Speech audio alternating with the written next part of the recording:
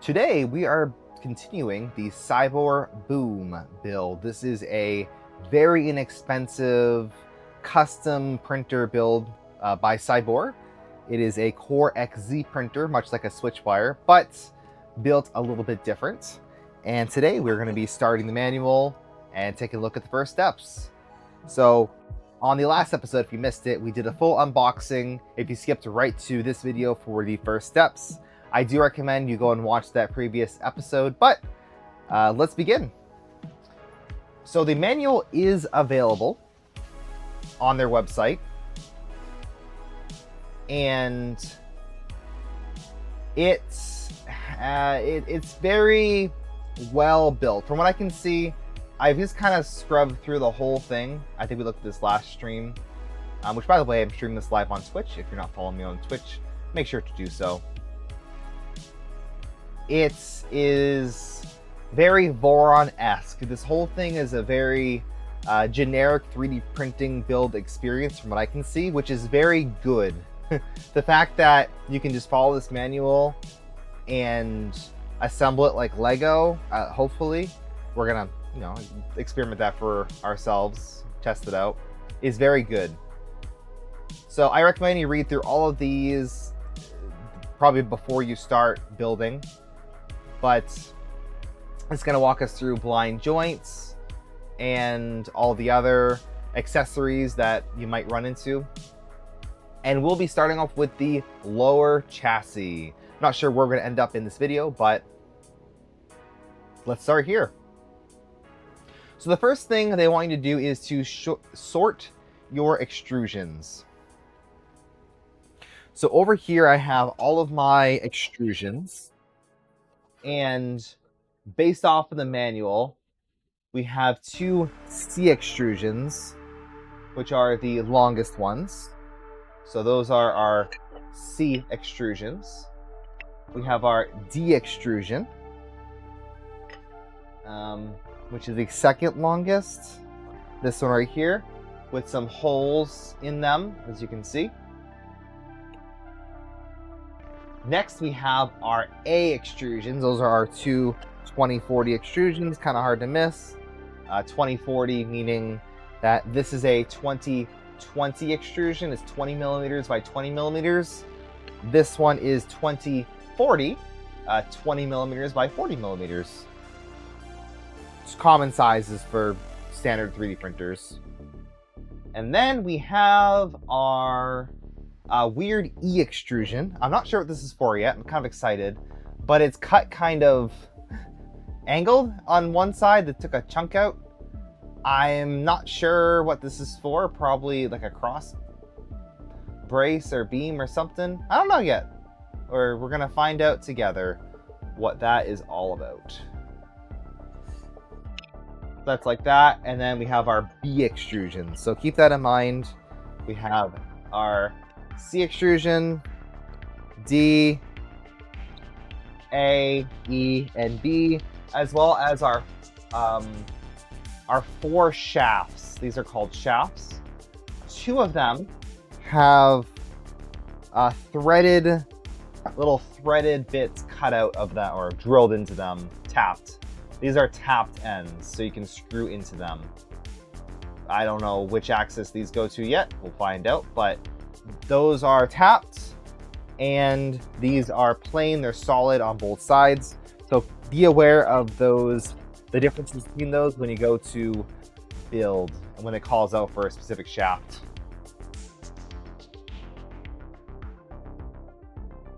All right.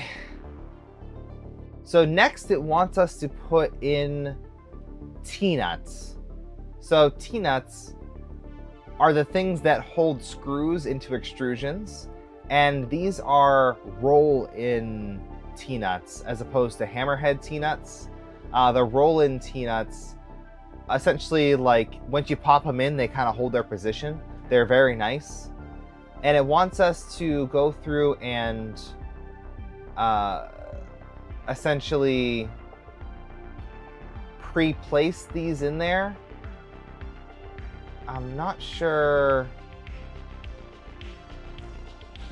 A extrusion left and right. Oh boy. Yeah, so this is a little bit confusing, but let's just kind of work through it and see if it makes any sense. So,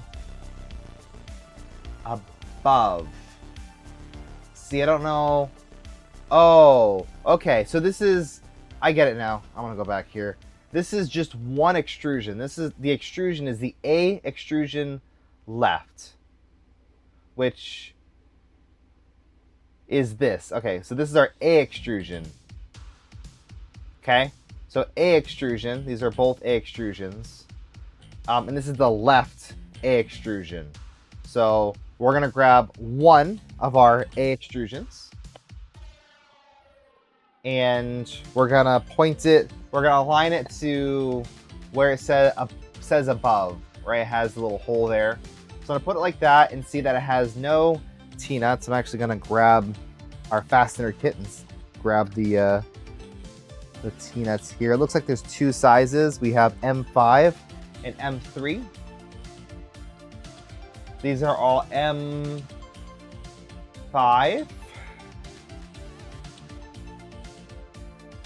These are all M5, and they're gonna call it M3 in the future. Okay, so M5 T-nuts, those are listed over here.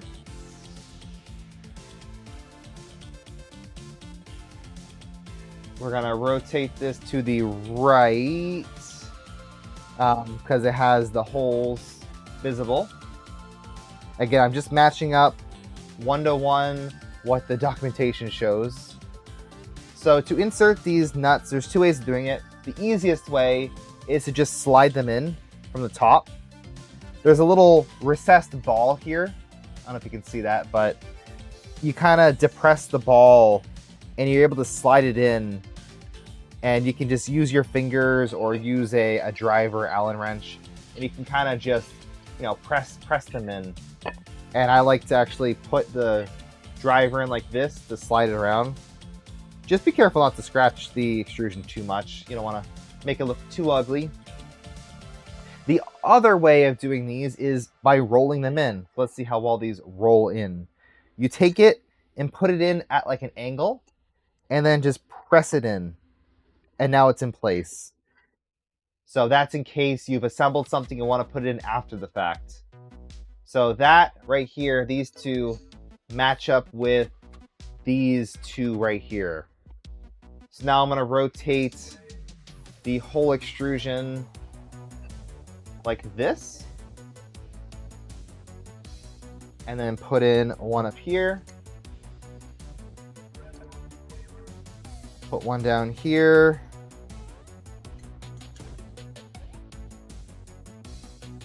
down here, and down here, and then repeat the same process for the following the left side.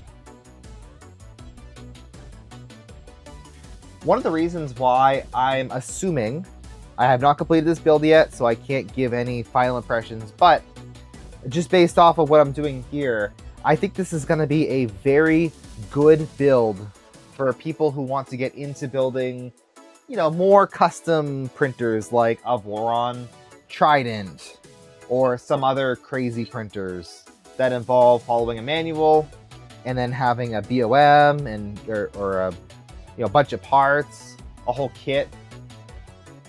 So just based off of what I'm seeing, I think this is going to be a very good entry-level kit, regardless of how it performs. That's the key here. I don't expect this to be an ultra high-end printer with extremely high-quality printing, but at the minimum, it should be pretty easy to build. And you have the aspect of building a CoreXZ printer, which is not at all common. It's a very uncommon motion system because it adds a lot of complexity for, in my opinion, not a whole lot of gain. So I was very interested to see such a budget build. Remember, I was able to purchase this for under $200 US with a complete set of pre-printed parts. So I don't have to print anything. That is crazy. So this was our A extrusion right. So I want to put this on the right side. I'll put it over here. This goes on the right. This goes on the left. Sure. Yeah, kind of like a gateway drug, if you want to think about it that way. All right, the next extrusion is the B extrusion front and rear. I'm gonna have to look back at the manual to see, but B extrusion, those are the short ones over here. Okay, so they're both the same, and they're having us do 2 of them. One of them is the front and the rear, and the only difference is that we're gonna have to flip this the other way when we're assembling it. So we'll try to keep track of it, but yeah, the labeling for this doesn't really make a lot of sense to me. They should probably provide like a 3D view, but as long as you mirror it, you should be able to figure it out when you go to assemble it, I'm guessing.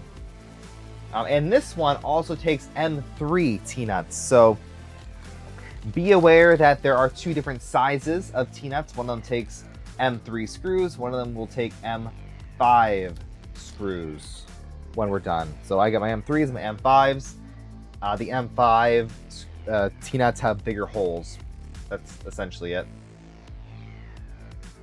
So let's start, I guess, on one of the sides. So one of the sides doesn't have any holes. This side has holes. This side does not have holes. So no holes up. We're going to take 2 M3 T-nuts. And then an M5 from another bag. Put that over here.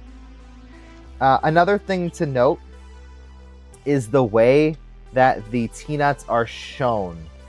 For example, right here, it might not be obvious at first, but these 2 over here, right, those 2, hello, are pointed different ways. If you look at it in the close-up, one of them is pointed with the hole down, and this one is pointed with the hole up. So that will matter a little bit. It can matter, but that should be followed. If it tells you to put the hole facing this direction, you should put it in that direction. So just something to pay attention to as you go and build this. So right now, without actually have, again, completed the build, has anyone already purchased this or is planning on purchasing it, and you have any questions or concerns about the build? Leave a comment down below in the YouTube chat if you're watching this on YouTube, which means you're not watching it live. But if you're in my live stream on Twitch, what do you guys think of this so far? Just based off everything I've shown you, what are your honest first impressions? I know it's hard to get first impressions over a video, but just based off what I'm seeing, I'm very impressed. I think 3D printer kits have come a long way since when I started building. I'm seeing a lot more variety in kits now, a lot more custom printers being designed and kits being made. Even if they're just partial kits, you have to supply some of the components. I think it's awesome that there are more options for building 3D printers. We got to keep the spirit of building printers alive. So we're going to now rotate them like this. So one of them has the nuts facing this way, and one of them has them facing this way. So these are 2 separate extrusions. I don't know which one goes where yet, but we'll figure that out later. I think it'll be obvious once we get everything assembled. So now I'm going to do the next set of T-nuts. You think it'd be a great starter kit? You've never built a printer, and this is making you want to try it. Yeah.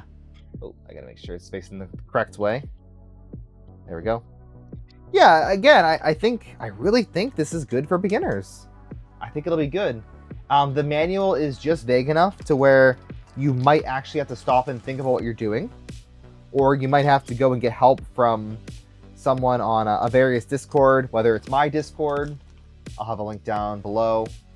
And feel free to go in there and ask questions. I have a troubleshooting section, a 3D printing section. Just ask your questions. Say, hey, I'm building a Siboor BOOM. Had some questions. You can even tag me. I can respond. I will respond less quickly if you leave a comment here. So if you have any technical questions, best way to reach me is over on my Discord server. But yeah, I think it's going to be interesting to see maybe some newer builders get their hands on this. First-time builders, maybe you've had a 3D printer, maybe you've never built a 3D printer, and you don't even care about 3D printing, you just want a fun project to build. I think this would be great. For this kit being as cheap as it is, you could say that it's worth it no matter if it only prints as well as Ender 3 from 2018. Well, I'll say this, the Ender 3 from 2018 actually prints fine. It prints pretty good, just slow. So I'm expecting this to print better. It has belted Z. It's more stiff. Technically, the hot end is very similar, but maybe a better extruder, direct drive setup. I think it'll be pretty good. All right. Now we are going to rotate this again in the same opposing directions and put in the bottom. And those are all M5 T-nuts.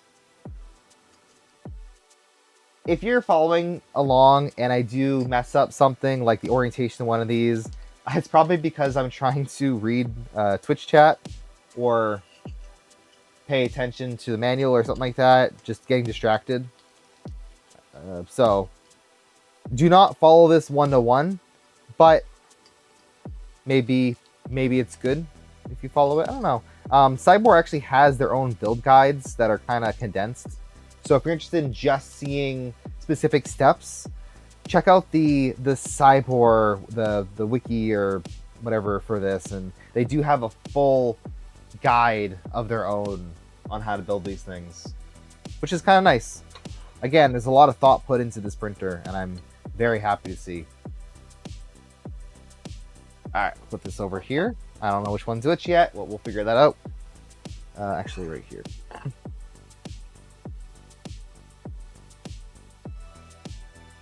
Reminds you of assembling your Ender 3 back in the day? Yeah, kind of, except Ender 3s are generally either more assembled or they have assemblies. This is on the right ballpark of an Ender 3. That's definitely fair. But this is a lot more custom. Like you were doing all the wiring, every single screw. There's printed parts. Like there's a lot of stuff that you have to assemble based off of an original Ender 3. Quite similar though. Let's see. So I need the B extrusion next, and those. Which ones are the B extrusions? These are the C extrusions. Am I missing extrusion? Am I going crazy here? Let's see. Oh, no. This is the... Wait, what? Am I going crazy? Which extrusion do I need? Or is there only one of them? B extrusion times 2. Oh, okay. The ones we just did were the B extrusions. So we need to put in some screws here, and these will be used for blind joints, which I'll show you as we get to them. But we're gonna take those, the ones we just did, and then just put in some M5x16s, but we're not gonna screw them in all the way. They need to have a note here saying follow the blind joint basics. So this is what it's gonna look like once we're done with that. That's taken directly from Voron and how they assemble things. But for these, we're gonna find our M5x16s, the button heads. Not those ones. They're all very nice and labeled in the over here. We have a whole guide It's very nice. You find what you need over here, M5x16, and it looks like there is both in this lower one, M5x16 and M5x25, and it tells you the quantities of everything. It says there's 2 M5x25s, but there's actually 3. They probably include a spare of some of the screws. So that's nice. Let's grab our 16s and then screw these in. I think it'd be a great way to introduce 3D printing in educational environments. Yeah, so I'm thinking about that. That'd be kind of fun.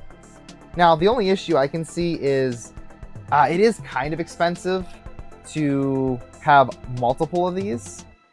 But I'm thinking that, like, if I was hosting a class, kind of like a how to 3D print, you know, how to build a 3D printer class, not how to 3D print, but how to actually build a 3D printer, that would be great. Like, hey, buy this. Kind of like a textbook for college. A textbook for college. Instead of that, you could buy a 3D printer. How do you pronounce? Oh yeah, so I keep calling this Siboor. I've been calling it Siboor for a while. I think it's actually Siboor. Is that right? Is it Siboor? I said it right in the previous video. I'm probably gonna call it both. That's the issue with Chinese to English translations. Sometimes they get zombified a bit. But feel free to correct me in the description below. Be cheaper than textbooks these days? I know, I've paid many monies for textbooks that are obsolete the next year for whatever reason. They come up with new science. I don't get it. But yeah, that'd be fun. Maybe I should do that and have a 3D printing building class where we build these things. Now, the issue is that these do take a fair amount of hours to build over multiple sessions. Not the slowest printer to build, but definitely not the fastest. You know, it makes more sense to assemble like, oh, I don't know, Ender 3 versus one of these. But building a 3D printer, yeah, this is a really fun experience. It's Siboor. Okay, yeah, Siboor. Siboor. I'll try to say that. If I don't, I apologize. So I'm screwing them in, not quite all the way. And that's so when we put in another extrusion, we can slide it kind of over. So you can see that it's still not in enough. I could probably screw this in a little bit more. Kind of like that. Yeah, like that. So just kind of, you're making sure that it's screwed in enough so you can actually slide in one of these extrusions, but not tight enough to where you can't slide it in, or too loose. You like to do a couple of these, so not the biggest deal, but when you're building a big box frame Voron, like a Voron Trident, you'll get very used to that very quickly. All right, so now we get these, put those aside. Now we get the rest of our 3 different size extrusions. And we are not actually going to use any of these because we're building the base of our printer.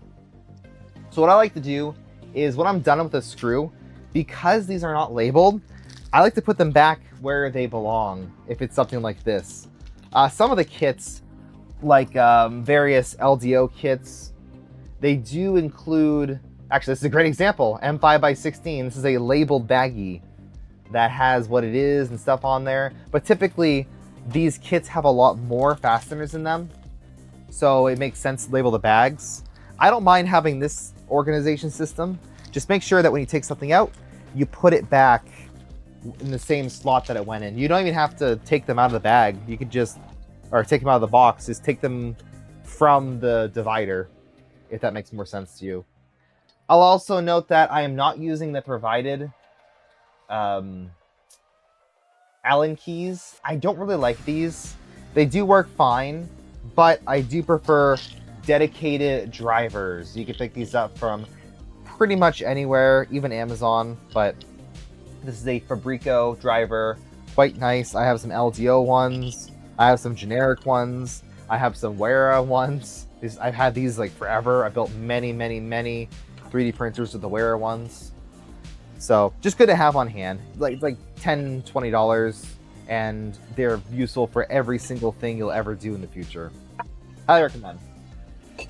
But right now, we are going to go into the lower assembly.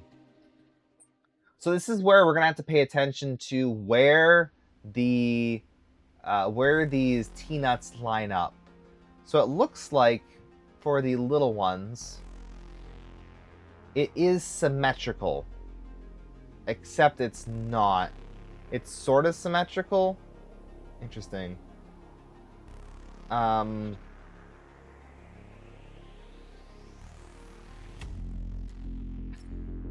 Yeah, I don't know. I don't think it'll matter a ton, but yeah, okay, it does show us everything we need. It's very hard to see, but I'll try to explain this as I go.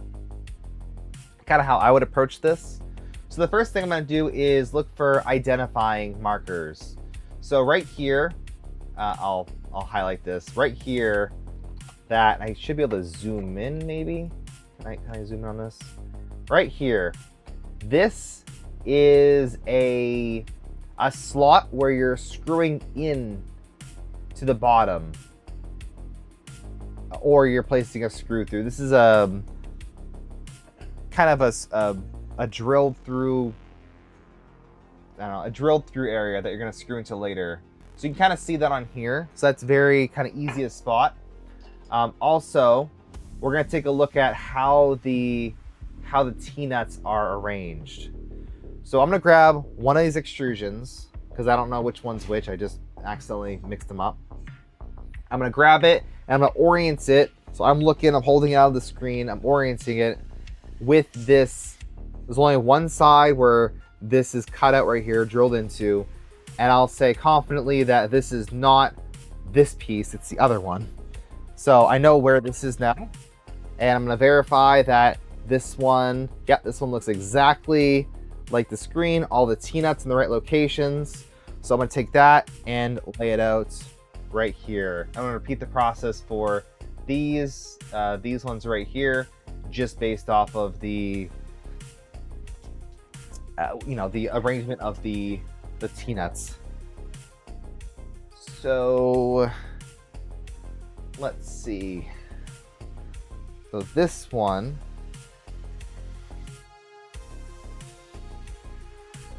has a bunch like this, but I think nothing on the inside. I'm just gonna verify that in the manual here. The front, rear, and front. Above, bottom, front. Yeah, I don't know.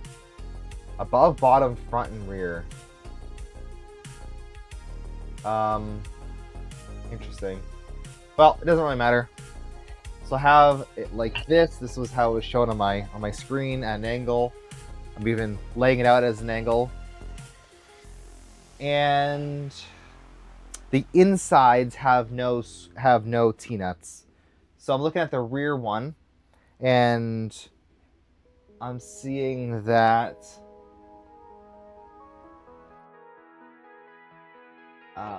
let's see. Are there holes on both sides? There are.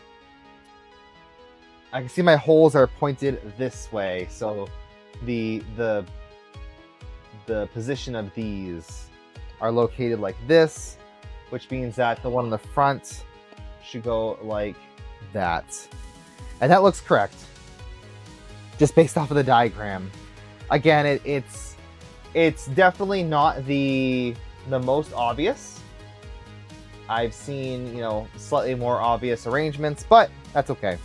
So all I'm going to do is slide these blind joints through, so it kind of locks into the frame on all sides like that. Perfect. It's not going to be, it's not going to be straight at all. And let's see if it tells us to screw them in. It technically doesn't, but to screw them in, you're going to again follow that blind joint guide. And at this point, look, for this printer, it probably doesn't matter a ton, but in general, You want to be working on a really flat surface, a hard surface that you can make sure that the bottom surface of this is as square as possible, okay? So you have this on a nice flat surface, and you want to take your driver, this is a 3mm, and stick it through the frame. So I'm literally sticking it, I'll zoom in to this one over here. You're sticking it into the frame, where is it? Through the, through the hole here. And you're actually screwing blindly, that's why they call it blindly, you're screwing this one against that one. So I'm going to do that, but on the edge of the table, bring this right to the edge and screw that in. Now, what's important to note is how are we going to keep this edge right here? How we're going to keep, sorry, I'm running out of space here. How we're going to keep this edge from being flush with this one. There's a few ways of doing it. An easy way is just to take one of these extrusions, put on the edge right there, and kind of just press it up against there, like this. You know, make sure the whole frame kind of looks square, and that's an easy way to do it. So kind of hold this against there, like that. And that's pretty much square.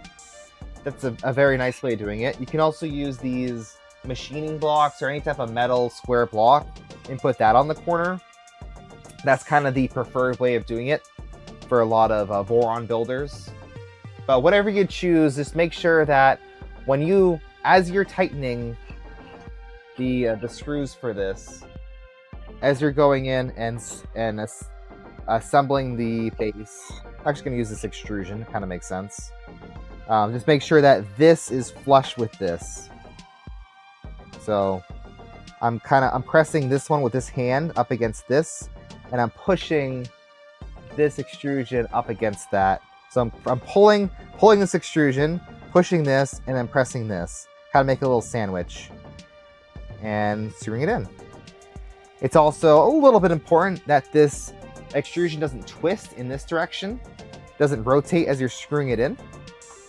And there we go. Now we're assembled. I'm going to do the same thing for this side, then rotate everything around, and then tighten it up. There's many ways of doing this. You could do clamps, there's all kinds of things. But for this printer, I don't think it'll matter a whole lot because this is not a cube framed printer. If it was a cube, it makes a little bit more sense if everything's squared. But it'll be, the nice thing about blind joints is that as long as you get it in and you're doing this process, it should be close enough to not have any issues. It's kind of hard to mess up a blind joint because you're screwing a square thing against a square thing.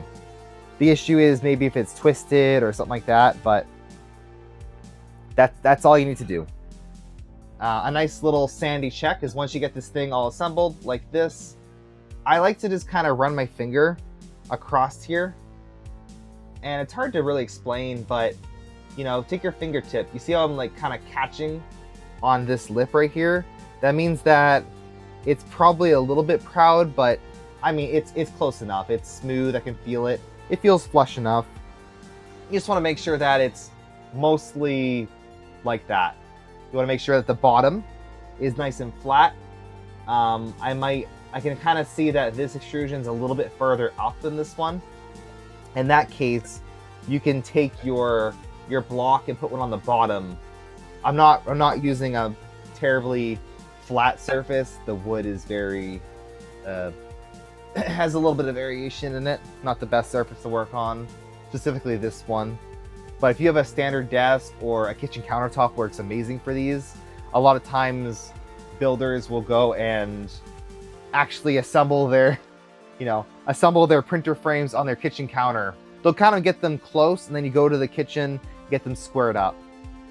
So yeah, that's the process of pretty much any 3D printer when you're going to make a frame. And it's important that you take some time to get this right, because typically it will impact the rest of the build, the way that things fit together, screw together. You want everything to be nice and square, just so everything works perfectly. Again, but for this one, doesn't matter a lot. All that matters is that you get them in and they're mostly good. Yeah, you can get offcuts of granite or countertop from your local cabinet or installer, whoever does countertops. Ask them if they have any scraps. Tell them you're looking for like a 2 foot by 2 foot. That's typically about the right size for something like this. Or a 25-inch by 25-inch, around 2 foot by 2 foot. Sometimes they'll even cut. If they have like a corner piece, they'll just like cut it for you, maybe for a small fee. But yeah, asking for scraps is definitely something useful to do. All right, so next we're adding in what's called a skirt piece. A skirt on a 3D printer is either printed, or in this case, it's actually, I think, like acrylic or something, some type of plastic. But on Voron printers, these are typically these nice, very beefy printed pieces that kind of prevent your fingers and stuff from going into the bottom where electronics are typically oriented. So we're gonna grab our skirts, which look like this, and we have to peel off all of the covering. Typically they have a big panel that has the protective film on, and they just laser cut right through them, and that way it gets protected. But these are pretty easy to peel off. You just kind of get one side loose and then do all that. Yeah. In the meantime, speaking of these pieces here, so these are, yes, you can 3D print them, but these are custom parts. What's nice about this printer is based off of the price, and hopefully the availability is good. Hopefully there's not like 100 of these made and then they are no longer manufactured. But even if you just took the BOM for this and made your own pieces, probably the most custom stuff is like the bed frame, which I guess Sencut Sen can make something like that, or the custom extrusions. So there is some stuff that you probably can't just easily acquire. But that being said, I think that there's a lot of modding potential in here. So if you have a Voron, or if you are looking to get into modding and you need kind of a test printer to test some parts on, okay, I want to design a new tool head. Well, this right here would be a perfect candidate for that, right? A lot of people would actually buy a Voron Zero, which is a printer like this behind me, to make parts off of, or to kind of test, to have as a small printer. But this right here will be a lot more universal to make parts for, to use custom made components, just because it's based off of 2020 extrusions and everything used here is pretty basic. So I'm guessing that it's going to be very, very easy to mod. And if you upgrade to Klipper firmware, it's going to be even easier to configure the firmware. I've mentioned this before, and we'll talk about it more when we get to the electronics, but this is running Marlin by default. And the way that Marlin works is it assumes that you're running an exact configuration of the hardware, right? Marlin has very little flexibility for changes in certain things, unless you go into the actual firmware on your computer, reprogram it, and then export, reflash. Not very user-friendly in my opinion. But Klipper will be a lot easier to make changes to. And we will be upgrading this to Klipper eventually, but I do want to test it with Marlin to show this just functioning with the basic Marlin build. We'll see how that works out. I'm very curious actually how it's going to work out. But now that we got these pieces peeled off, let's go ahead and assemble them. So we built this facing this way, but it actually is going to face this way. One side's our front, one side's the back. I don't think it actually matters. Yeah, it will matter eventually because we got these T-nuts here. But just pick a side, and then we're going to. Oh, it does. You know, it does actually matter. Hold on. because one of these sides is the back. All right, so the back of the printer is the one that's closest to these two rear pieces. And what we're gonna do is, on the back side of the printer, we're gonna put on this piece right here. This is the skirt piece that houses our power inlet. So that's this guy right here. This will slide right into here and provide our power inlet plus power switch. I can't tell if this is acrylic or ABS. It's shiny. It's very thick, probably like 6 millimeters. It's very, very actually nice material. Very shiny though.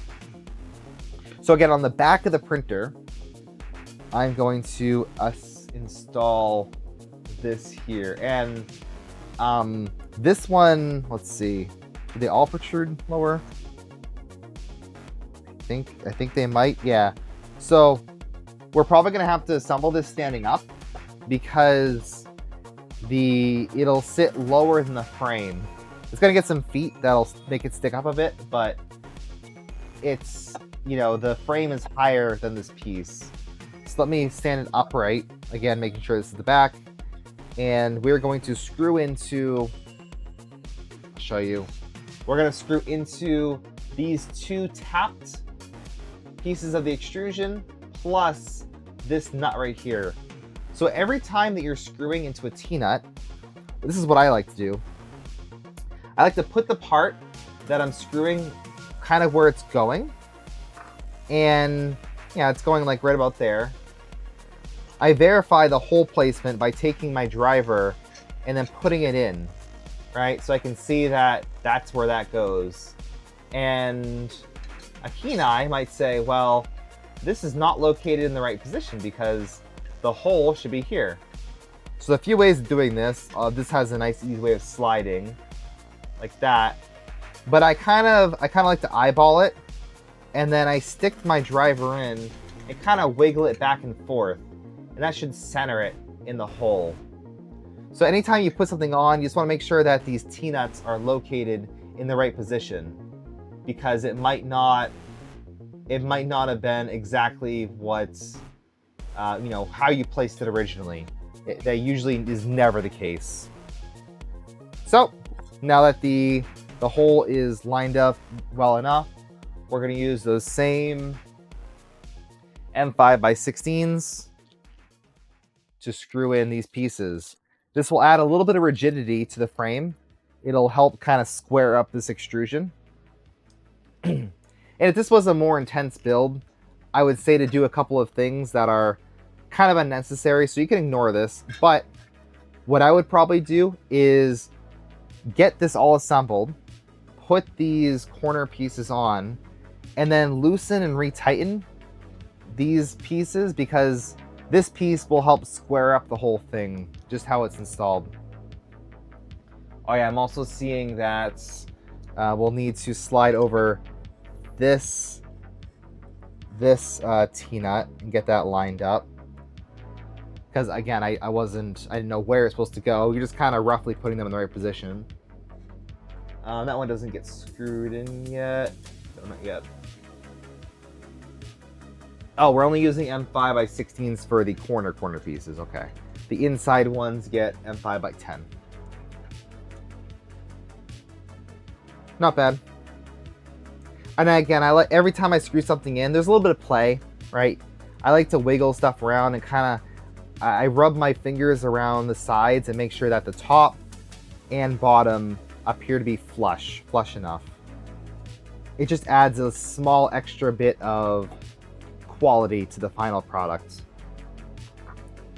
That's kind of the point of building these by yourself, is that you control the quality. If you want to build it quickly, you can build it quickly. If you want to build it so you know it's going to perform well, you take your time. And I strongly encourage, at any time, any point in the building process for any of these custom printers, if you have any questions, any doubts in what you're doing, if something does not feel right, just stop. Don't power through. Don't skip the step. Stop. and ask for help. If Siboor, if I can pronounce the company name correctly, if Siboor has an official Discord, then I would recommend reaching out there for help. Or maybe in one of the other various Discords, including my own, you can certainly ask for help. I mean, I might not be able to provide an exact answer for, certain things, but I recommend at least asking for help, trying to ask. And maybe even if it's something very specific to your printer, someone might be able to chime in and say, hey, I've encountered this before, or I might be able to help figure it out. What I found is that the custom 3D printing community can generally be very accepting and helping, as long as you're asking the right questions and as long as you do a little bit of research on your own end. Say, hey, I looked up how to install this piece and it's not really clear to me. Can someone help explain it? I found there's a lot of Facebook groups that help, can be very helpful and sometimes not helpful, but usually helpful for various 3D printing questions. So use your resources if you need them. Don't try to pretend that you know exactly what you're doing if you've never done this before. It just goes, good life advice in general, but building printers specifically, yeah, ask for help. So just like that, we have the rear skirts assembled, and we could do the, well, let's see. It doesn't tell us to do the front ones yet. Let's go to the next page in the manual where,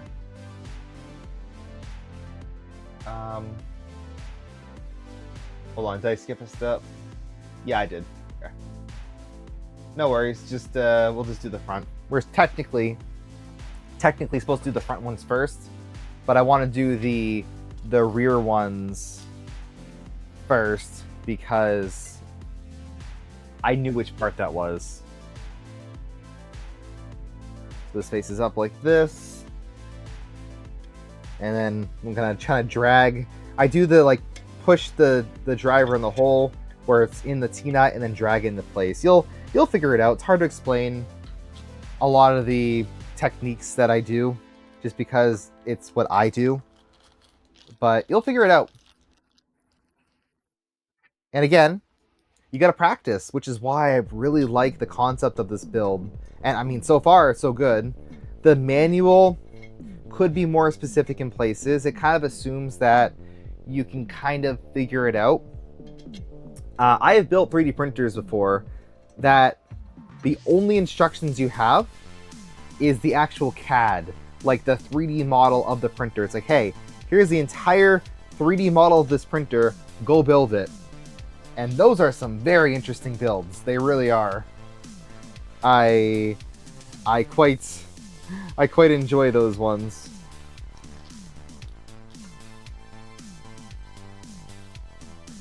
By enjoy, I mean, it depends on the build. It's sometimes fun, but I much prefer a printer with a full manual. Let's just put it that way.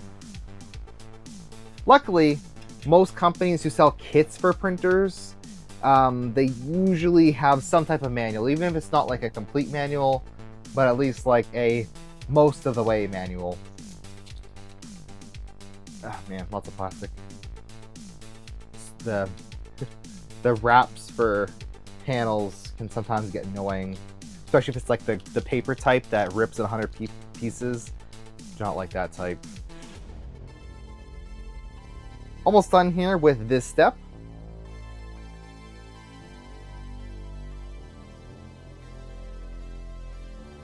Just gonna get this. It's resting on screws right now, so it's a little bit tipsy. But I think this makes sense to install this upright. But if anything, build the printer the way that you feel is the best way to build it. Right? If you have engineering experience or assembly experience and you feel like you should do it a different way, maybe you want to put this down on the table, do whatever works best for you. But we are almost done. Almost done. Oh, I missed aligning a T-nut. That's fine. One thing to note, don't over tighten into this material. I'm pretty sure it's acrylic, but whatever plastic these black pieces are, get them snug. They're mostly decorative, so don't over tighten. I don't think you can crack them, but you could potentially crack them if you tighten too hard. But I tightened kind of hard into these, and they're not really going anywhere. So this is where we're at. It's not going to sit flush because there's a little pointed part here. That's kind of annoying, but hey, there we go. Now we have a frame with these pieces on. So the next step after that is to get our first 3D printed part. And we're going to assemble the front idler.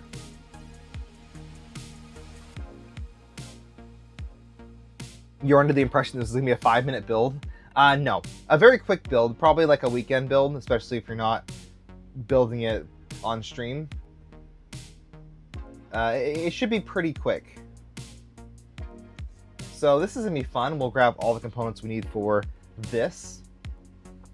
And I just got a comment that I'm not using Loctite. I actually do really enjoy using this. This is Loctite stick. The blue stuff right here, very smelly. But this right here is perfect for things that you want to assemble, but then also potentially remove in the future. But stuff you don't want to loosen. So for like these blind joint screws we put in, that would be a good spot to use those. That being said, you never ever want to use any form of Loctite on any ABS printed part. If you put Loctite on a screw, like on this screw, and stick the screw through this part, the Loctite will actually break down the material and can cause it to crack. So that is kind of a common issue. People think that they should be Loctiting their screws, where in fact it causes the parts to actually degrade. It's kind of wild. So try to avoid that if you can. Luckily, this printer build does not have any Loctite, nor it probably doesn't need it. So no worries there. All right. I don't know which part this is, but let's see if we can find it. Like I said in the previous video, I will be using all of the black printed parts provided by Siboor, but I did print out all of the accent parts in this Polymaker ABS Galaxy teal color. This is Polymaker teal. Because Polymaker is the sponsor of this project, so I am using their filament printed on my Bamboo H2S for the replacement of the red colors here. So theoretically, I'll be using all the black parts and none of the red parts. And if I somehow missed one of the red parts, then I can go ahead and just reprint it fairly quickly. That being said, it does look like the parts by Siboor are actually pretty good. The quality of these parts are above acceptable. They're very high quality, very low VFAs, just overall just very good parts, except they did not clean up the edges very well. They used brims when they printed. So what I like to do is go through and clean them up with a,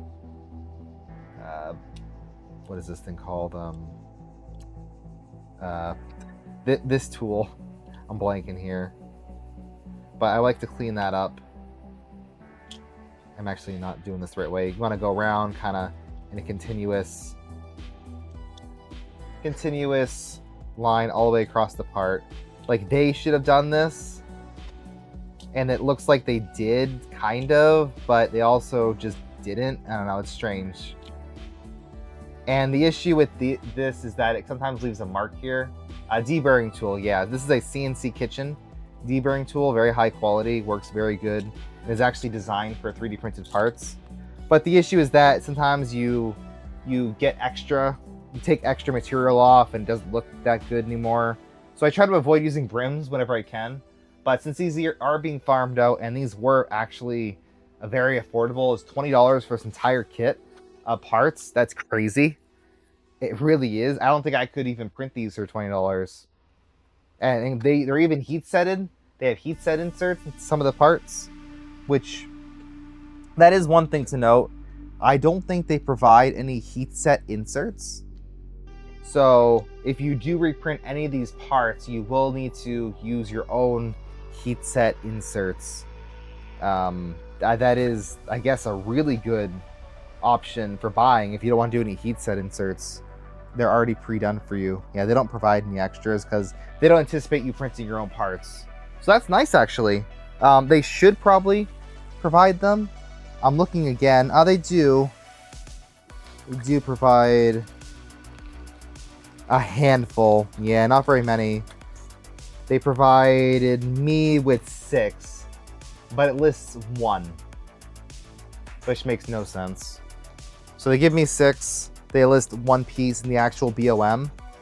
So that's if you like have to reprint one of the parts, but there's clearly more than 6 of these. 1, 2, 3, 4, 5, 6. Yeah, there's at least like probably 20, if I had to guess. Luckily, those are very inexpensive, and all it takes is a soldering iron to get them installed. So once I get to a part where I need a heat set insert, I will show you how to do that. But for now, we need this part right here. I'm going to try to keep everything in the bag just to keep it all organized. But this is our first 3D printed part. A few things to note. Plastic is more fragile than metal.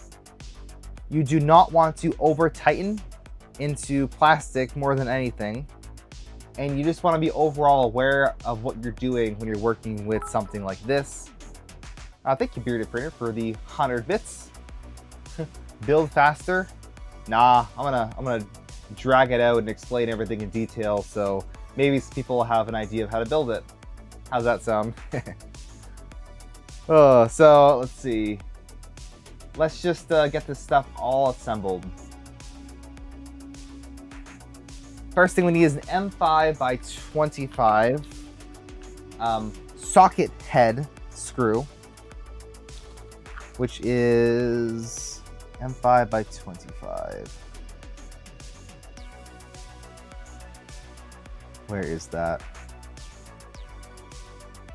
Hiding over, I think it's these ones right here. Okay. So there is a difference. I probably should have mentioned this at the beginning, but there is a difference between a button head and a socket head screw. I'll get one of each to show you. A socket head is squared off like that, and a button head is more rounded over. Button heads have a wider contact surface, and a socket head is more designed to go into a part. So two different styles of heads. The same size screw will have different Allen key sizes too. For an M5 button head, or sorry, socket head, you actually need a 4mm wrench versus a 3mm on the button head. So it's usually like one step up going from button head to socket head. Kind of a fun fact. But there's various reasons why you'd use these. In this case, it's because we're pressing onto a bearing, which we do need to find next. So this is our 20-tooth idler. Well, let's see. We have two sizes of parts here. 6mm and 9mm. Luckily, we don't have a 9mm pulley, but in the future, it's going to ask us for to grab a pulley. And I'm just going to mention this here. This little one, these are called pulleys. These will go on our motors. This little one is a 6mm pulley. And this big one here is a 9mm pulley. So the 9mm pulley and belts and idler over here is going to be used for our bed, and the 6mm is going to be used for the CoreXZ axis here. So we have this, and then we need an M5 shim. A shim is a precision washer, and usually they're very toleranced. Let me see on here where they are. But the most important thing about a shim, let's see if these are actually shims, is that they're not stamped like a traditional washer. Usually you can kind of tell on a washer that one side is shiny and the other side is dull and has like a little bit of a sharp edge. On this side, we do have like a shiny and dull side, but the edge is not sharp, it's flat. So it's a precision shim. If I measured this, this would be exactly like 1mm or 0.5mm or whatever they are. So that's what a shim is. It's not a washer, and they're usually a little bit smaller. A washer is typically a little like wider. But that's the difference. You'll see a lot of shims, but shims versus washer, important to know the difference. We also need some M5 nuts. Trying to find those. Here we go. We have M3 nuts, which are small, and M5 nuts, which are big. And they're even black. That's nice.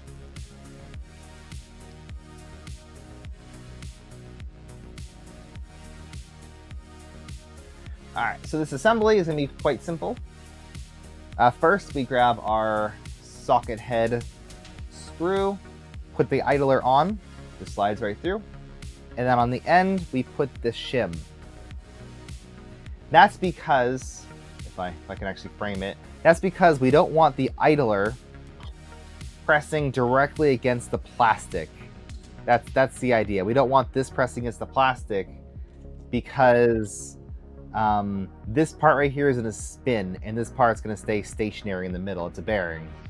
So if we put this spacer, this shim on there, it's going to prevent this surface from hitting that right there. That's the whole point of a shim.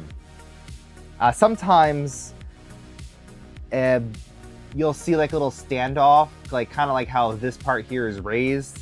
So it'll kind of raise up the surface a little bit, but that doesn't always allow for easy printing.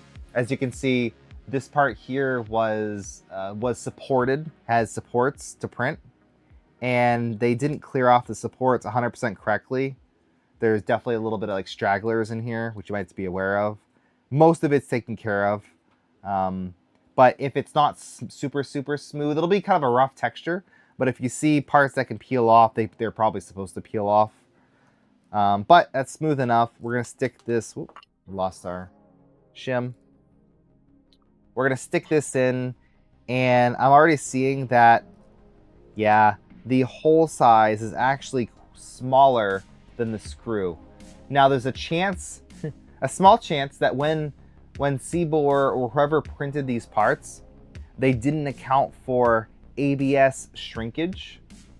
ABS or ASA actually shrinks a little bit compared to PLA when printed. So hole sizes, if you're designing a hole size, the hole has to be bigger for an ABS part versus a PLA part. Technically, it can be compensated for in the slicer, but a lot of times, if you're designing a part to go on a 3D printer, you design it with those ABS tolerances in play. So yeah, this is quite a tight hole. Not a huge deal. It's not supposed to be, it doesn't matter if it's loose, but we're gonna kind of get this snug up in here. And I don't know how this is gonna work because we are supposed to put a nut in here. We technically don't really even need the nut now, but I wanna put the nut in there. I'm gonna back this out. So put the nut in there first. Back this out. And then with the nut in place, screw this in like that. and then get it nice and snug. If you see that you've tightened this and this no longer spins, you've tightened it too much. So just back it off a little bit, just a little bit, until this freely spins with like no resistance. See? I should be able to spin it like a bearing, like a fidget toy. See that? That's perfect. If I tighten it too much and I go to spin it, it doesn't spin at all. So loosen it up just enough. It doesn't really matter too much. It'll be fine, but just get it kind of so it's just perfectly tight, so it's not binding up. That'll be kind of important. I'm gonna loosen it a tiny bit more, just to make sure it's good. It might have a little bit of wiggle room up and down. It actually really doesn't, but as long as it's spinning smooth, it should be good.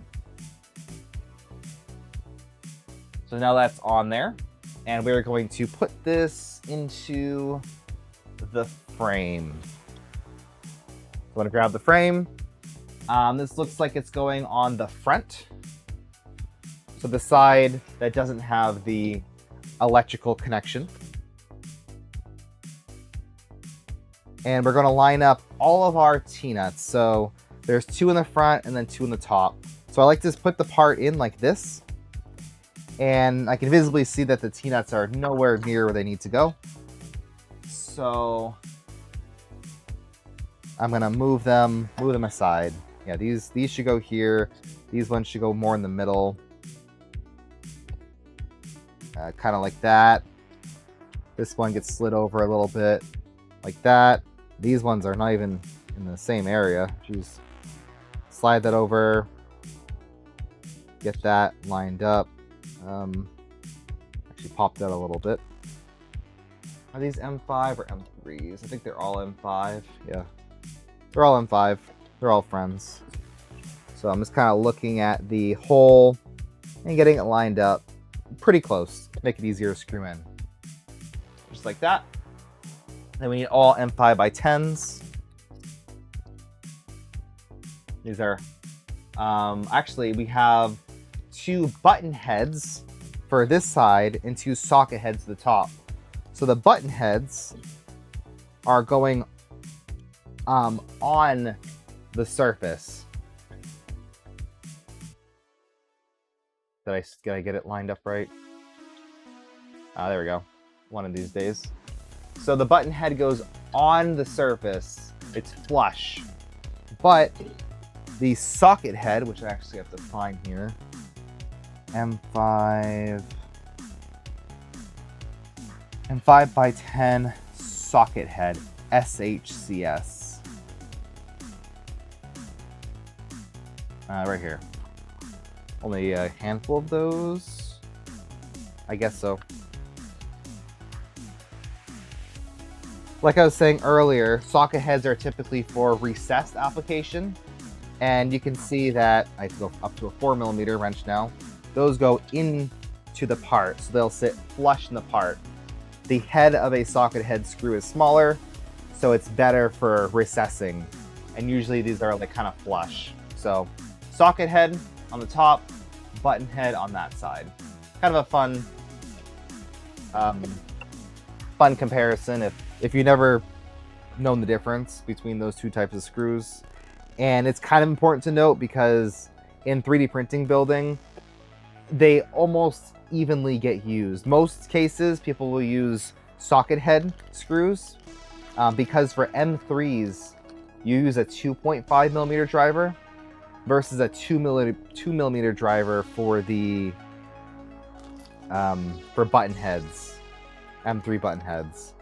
And that means that you get less stripping out on your screws, and it's just nicer to work with. I do prefer socket heads myself. In most cases, I'll use them, but button heads sit a little bit more flush, and they're better for surface contact. So this doesn't have to be like crazy tight. In fact, you're not going to want to get super tight.